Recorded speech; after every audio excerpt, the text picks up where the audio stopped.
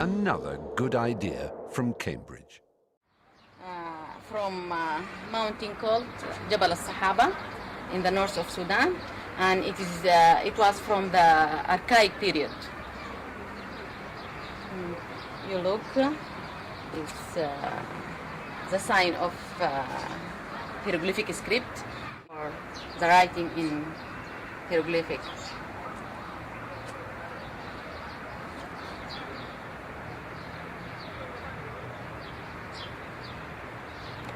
Should be our starting about Egypt and Kushite civilization, and how or where and when they were start together. So for my thinking, I think that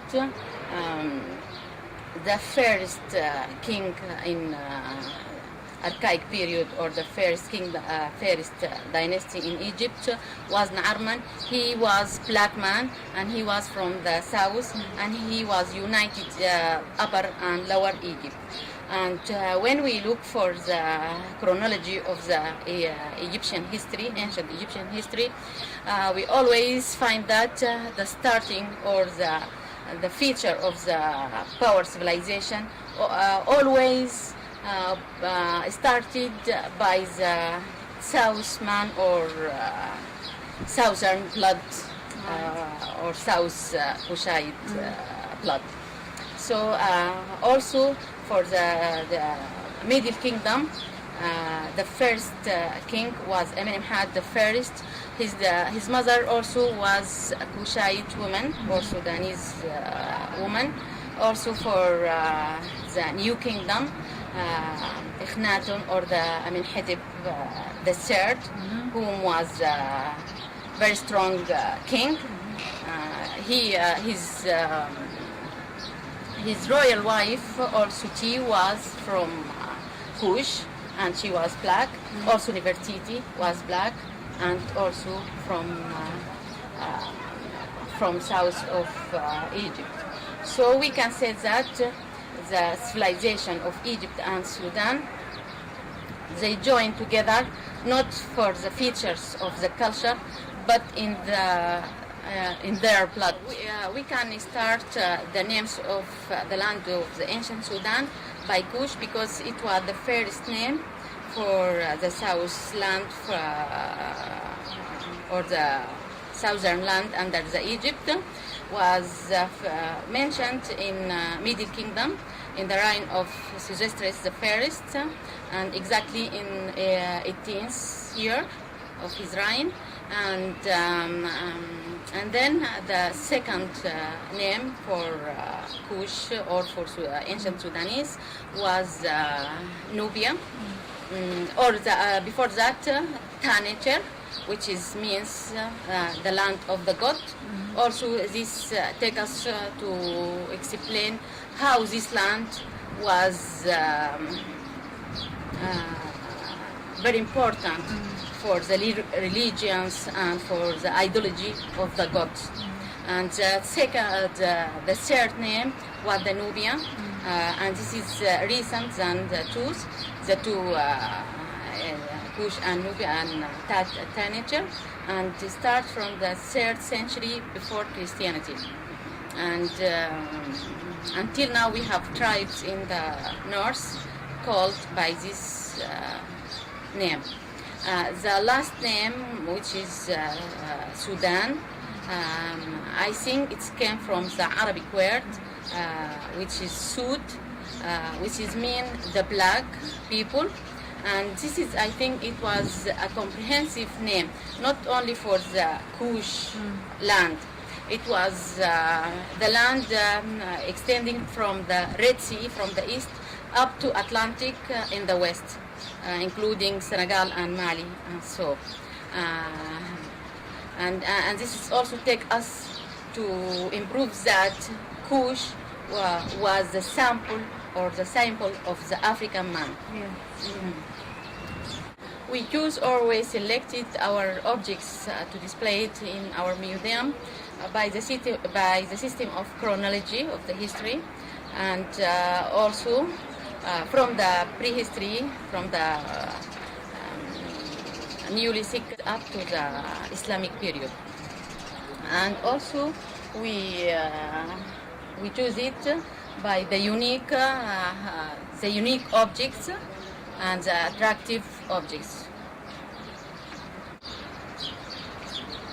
Could you tell us a little bit about your research on the meaning of the lion and where that originates from? Yes.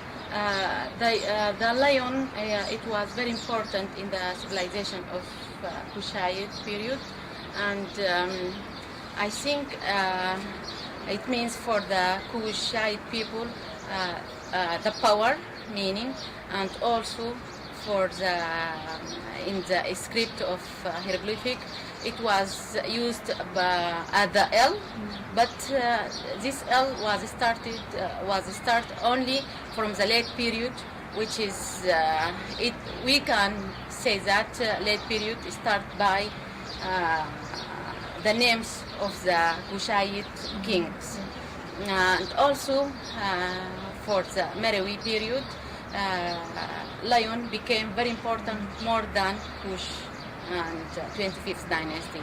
It became the symbol of the Merowi kingdom and also the master god of the Merowi kingdom.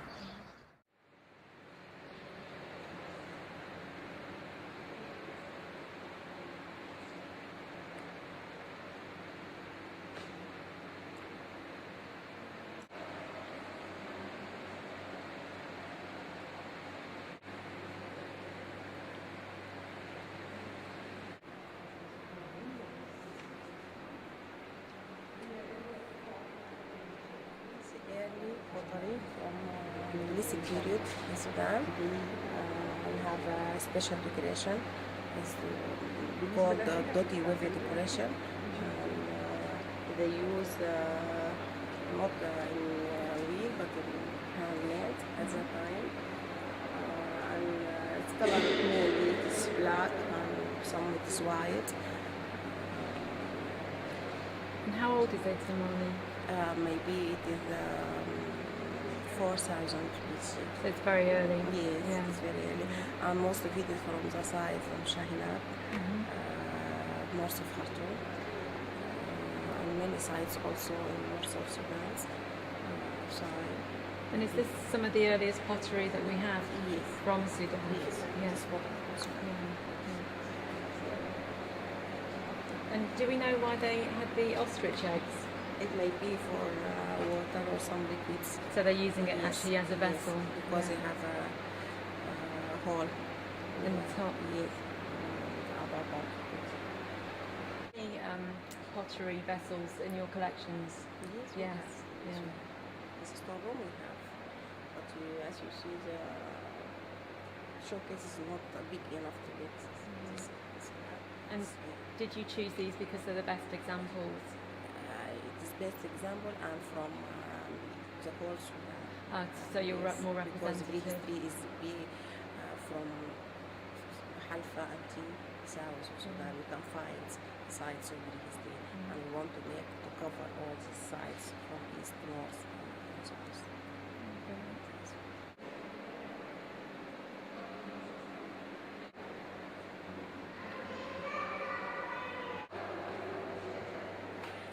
So, Ikhlas, you've done quite a lot of research on the early copper mines in Sudan, and these are some examples also of copper alloy or bronze objects. Could you tell us a little bit more about your research? Yeah, my research about the copper in Africa and in Sudan with a special idea, so that the scholars all the time they were thinking that the copper came to Africa and Egypt from Asia and from Crete and Sinai. But in my research, I found that we have three mining area in Sudan. It was ancient, which is located in the north of Sudan, like Faham, and Beirut Castle in the east, and Nuba Mountain, which is ancient Nuba Mountain mine, and all of this mining area was feeding the ancient Sudan and ancient Egypt, and this is one of the reasons which is took the Egyptian people to come to the Sudan and existed in Sudan to take some important sources from Sudan, like strong stones and like strong metal, which is, as we know that, the metal, it is the first step to build the great empire like the new kingdom in Egypt. And could you tell us a little bit about some of the objects that you have here in the case that you've selected for display? Yeah. We have here some objects for the beauty, like the mirror, and some for the weight, for the gold, and some rings with a stamp, with bronze, and iron, like axes, from bronze also, and arrowheads from iron and bronze. Because this is your area, that you were in charge of this area. Yeah. Of the... No, I didn't want to add more than I said that we call this the existing of Egypt in Sudan, not the conquered Egypt to Sudan, because the conquered, it was not real conquered. It is like some of which is call him the son of the king who ruled in the north of Sudan. But from the ancient period, like the first intermediate period and the middle period, the existing of Egypt, it was in individual trips and something like this, as I said that, to take some of our sources to their building and to their subjects. Most people seem to concentrate on Egypt and seem to think that that's the first civilization, but that's not the case, is it?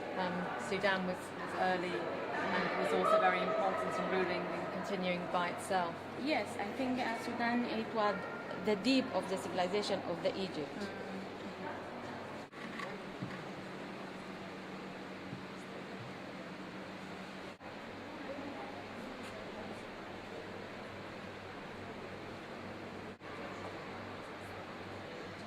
And I was standing with the hands. Yeah. So I found some kinder write that these two hands still now. The Nubian people in the mountain, Nubia, and in the south, the Denka tribe and the Nuer tribe, which they were in the south of Sudan. Till now, they are dancing like this. Really? Yes, mentioned for their horns, for the horn And of the... I've seen them and- wearing like the headdresses with the Yes, horns as well. Yes, Yeah. these two The hands, it is not hands. It was not hands. It was horns. Oh, of the cattle, because Yes. there's those big sort Yes, of cattle. because till now the Nuer tribe and the Denka Dinka tribe, tribe, yeah. they are dancing for their cattle like this. That's really interesting.